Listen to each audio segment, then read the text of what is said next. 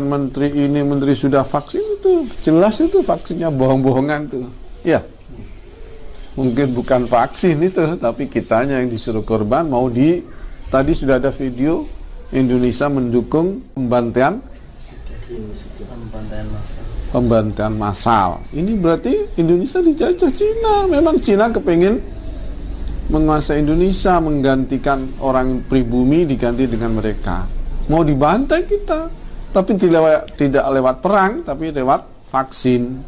Iya betul, saya barusan saja melaporkan Al-Mukarram Romo Kiai Haji Muhammad Najih. Hanya gara-gara komentar tentang vaksin, apakah ini melanggar syariat? Hanya karena gara komentar tentang presiden, apakah ini melanggar syariat? Coba pahami betul. Kalau perlu Anda pulang lagi ke kampungnya, jangan tinggal di Jakarta, ngaji. Ini yang saya sayangkan ketika Anda mengaku orang NU. Tapi kalau Anda ingin bobrok hidup Anda dengan keluarga Anda, lanjutkan proses Kiai Najih Maimun Zubair. Dan ini adalah pesan. Seperti mungkin Anas Al-Aidid, saya yakin dia tidak setinggi ilmunya Kiai Najih Maimun Zubair. Saya yakin 100%, saya berani potong kuping deh. Potong kuping saya.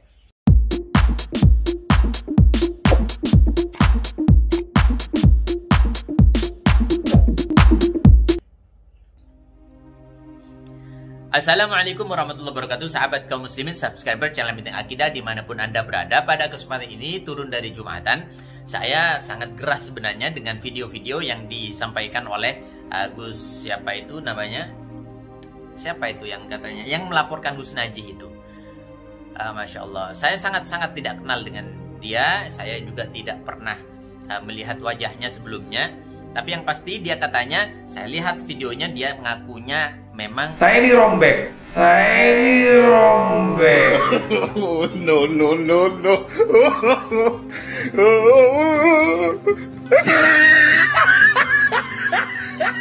bukan Gus, dan alhamdulillah dia sadar. Dia mengaku anaknya pedagang kaki lima, dan saya cross check betul dari beberapa informasi habaib-habaib yang lain ada di daerah Malang. Dia memang anaknya tukang jual soto, kalau tidak salah seperti itu, wallahu alam. Tapi yang pasti Anda mau mengaku sebagai Gus, mau mengaku sebagai Lora, mau mengaku sebagai Habib sekalipun, mau mengaku sebagai Sultan sekalipun, tapi satu yang membuat saya tidak nyaman, yaitu Anda mengaku sebagai orang NU. Baiklah, apa yang saya maksud dalam hal ini? Orang NU sebenarnya secara kultural, saya lahir dari orang NU, saya lahir di keluarga NU, dan saya berguru di dalam lingkungan NU. Pesantren saya berguru di dalam lingkungan NU yang sangat kental, dan kulturnya luar biasa tetap dijaga, yaitu satu kaidah, al-muhafadzatu 'alal qadimis salih wal akhdhu bil jadidil aslih, yaitu mempertahankan yang baik, yang mana bisa mengambil apapun yang lebih baik. Ini adalah prinsip orang-orang NU salah satunya. Mempertahankan yang baik apa? Yaitu mengagungkan guru. Ta'ziman wa ikraman kepada ilmunya, tentu ta'ziman wa ikraman kepada gurunya. Ini yang membuat orang NU akhirnya bagaimana memposisikan guru betul-betul berada di atas orang tua. Dan ini diajarkan di dalam Ta'limul Muta'allim, diajarkan di dalam kitab-kitab akhlak, ditanamkan kepada anak-anak kita yang masih awal-awal belajar agama, bahwa derajatnya seorang guru itu ada di atasnya orang tua. Dalam artian, tanda kutip, bukan berarti kita harus meremehkan orang tua. Tidak. Kenapa? Kalau misalkan kita mau pelajari seorang guru itu bagaimana beliau telah menanamkan, membimbing, mengarahkan, dan menunjukkan seorang hamba mengenal kepada Rasulnya, kepada Allahnya subhanahu wa ta'ala. Ini seorang guru. Jadi memberikan makan rohani. Kalau seorang ayah, seorang ibu, bagaimana beliau lebih penting perannya, lebih besar perannya, yaitu memberikan makan jasmaniyah. Ini kenapa para ulama menyampaikan bahwa derajat seorang guru itu lebih tinggi daripada derajatnya orang tua.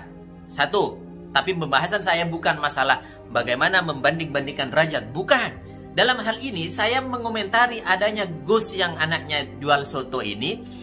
Bagaimana dia itu berani-beraninya mengatakan kepada Kiai Maimun Zubair itu adalah guru, tapi dia juga berani melaporkan kepada aparat tentang adanya penyampaian-penyampaian gurunya.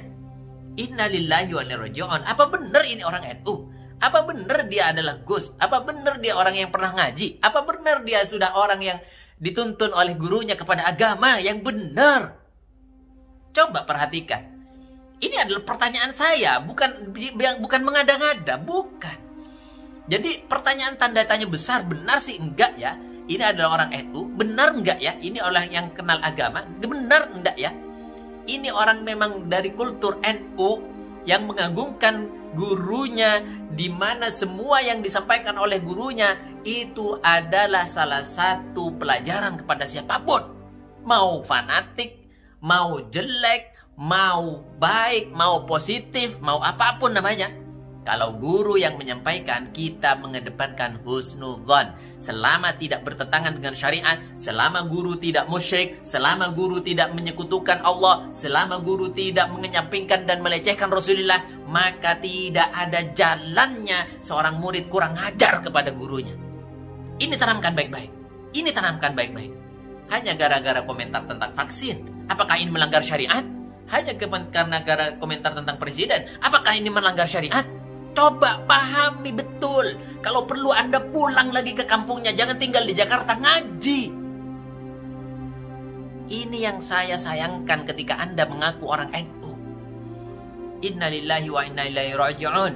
Sayyidina Ali karramallahu wajhahu telah menyampaikan bahwa ana abdi liman 'allamani harfan wahidan.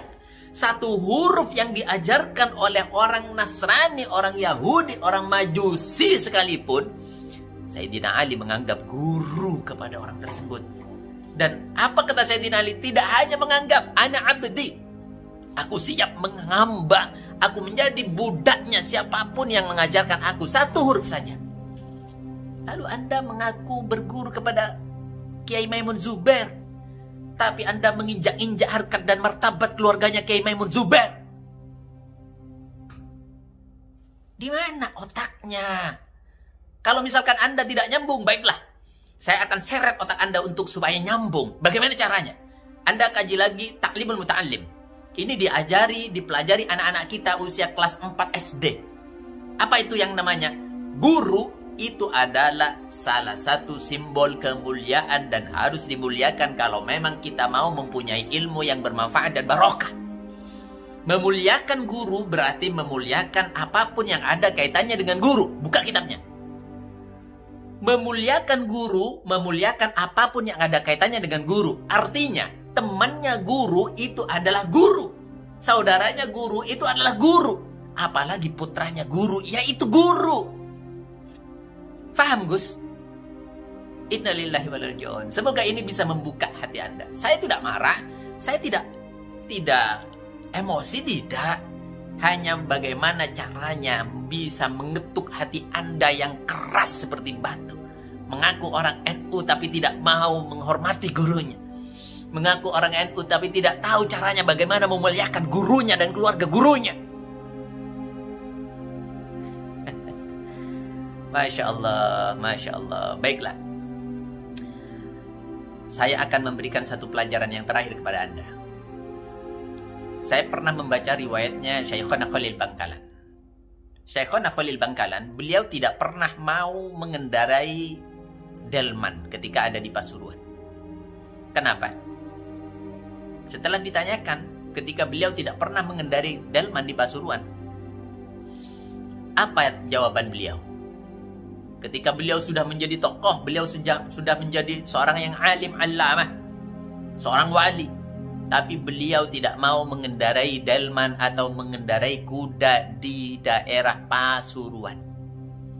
Apa alasannya? Yaitu karena takut delman yang menarik atau kuda yang menarik delmannya atau kuda yang ditungganginya itu takut khawatir di luar sepengetahuannya ternyata kudanya adalah anak-anak cucunya kuda-kuda gurunya yang ada di Pasuruan. Syekhona Khalil pernah ngaji di Sidogiri. Sidogiri letaknya di Pasuruan. Beliau tidak mau menunggangi kuda atau delman hanya gara-gara khawatir, takut su'ul adab terhadap gurunya. yaitu takut kuda yang ditungganginya itu masih ada keturunan dari kuda-kudanya gurunya yang ada di Pasuruan dulu. Subhanallah, ini orang NU, ini orang Nahdlatul Ulama. Faham Gus? Jelas ya. Satu lagi, terakhir sebagai penutup. Saya tahu sendiri riwayatnya bagaimana Syekhona Khalil Bangkalan ketika beliau sowan ke Sidogiri dulu, ketika beliau mengaji ke Sidogiri dulu. Begitu masuk dari pintu gerbang di depan yang jauh dari dalam, dari pintu atau kediaman kiai, beliau sudah mengangkat sepatunya, sandalnya, klompennya atau pecaknya. Dia angkat itu. Kenapa? Takut berisik. Takut sampai apa yang menjadi bunyinya sandalnya itu mengganggu terhadap gurunya. Subhanallah, luar biasa takzimnya kepada guru, luar biasa memuliakannya kepada guru. Dan ternyata apalagi yang dilakukan oleh beliau ketika beliau lewat di depan dalamnya kiai di Sidogiri, Syekhona Khalil ketika bertemu dengan ayam yang ada di depan dalamnya kiai itu berhenti, diam, tidak melanjutkan jalannya dan langkahnya. Apa alasannya? Karena takut ketika beliau terus melangkah, lalu akhirnya beliau mengagetkan terhadap ayam tersebut. Lalu ayam tersebut akhirnya berkotak-kotak atau rame di pinggir atau di sekitar dalamnya kiai, sehingga suara ayamnya mengganggu terhadap kiai. Khawatir kiai sedang istirahat, gurunya sedang tidak nyaman, tidak enak badan, atau gurunya langsung tersentuh perasaannya atau terusik perasaannya, maksud saya. Subhanallah, subhanallah. Inilah yang dimaksud dengan adab dan adat dan juga tata krama yang mulia, yang dianut, yang dipegang betul-betul prinsipnya oleh orang-orang NU. NU terdahulu. Bukan NU seperti yang Anda maksudkan. Berani sekali, lancang sekali melaporkan gurunya. Astaghfirullahaladzim min kulli dhabbin azim la yaghfiru dzunuba illa anta ya Allah. Ampuni dosa-dosa kami di hari ini. Semoga nama NU yang mulia, yang dibimbing, kemudian yang dibina, yang didirikan oleh salafun saleh, oleh orang-orang saleh terdahulu, aman, tetap terjaga kemuliaan namanya, tidak dicoreng oleh orang-orang yang tidak bertanggung jawab semacam ini. Amin ya rabbal alamin.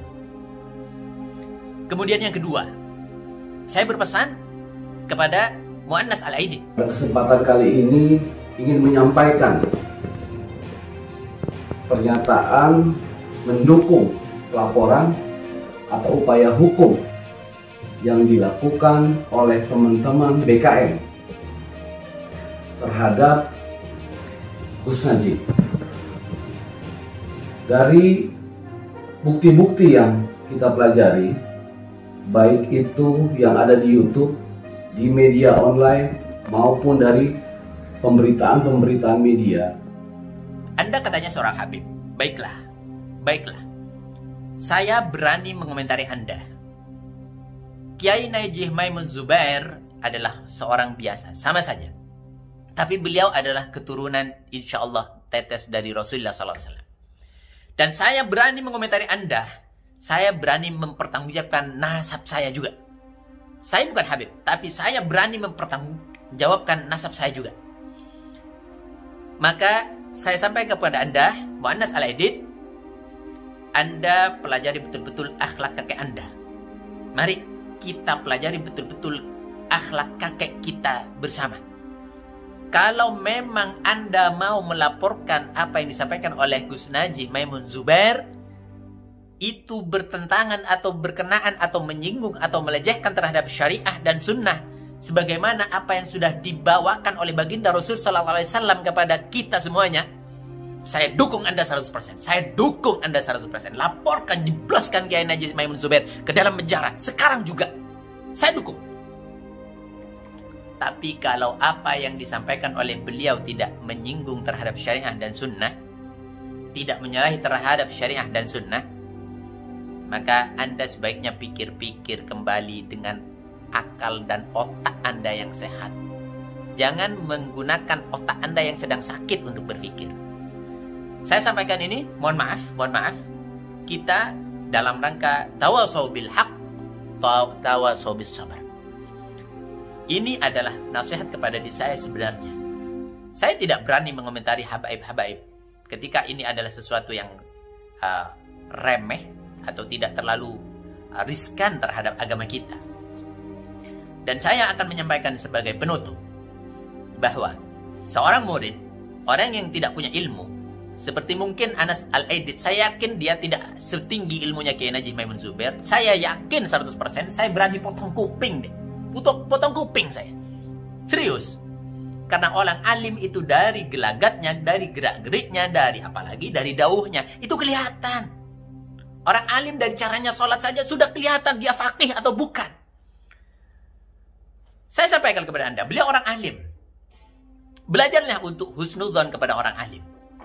Saya sering mendapatkan petuah-petuah yang bertentangan dengan hati nurani saya dari guru-guru saya.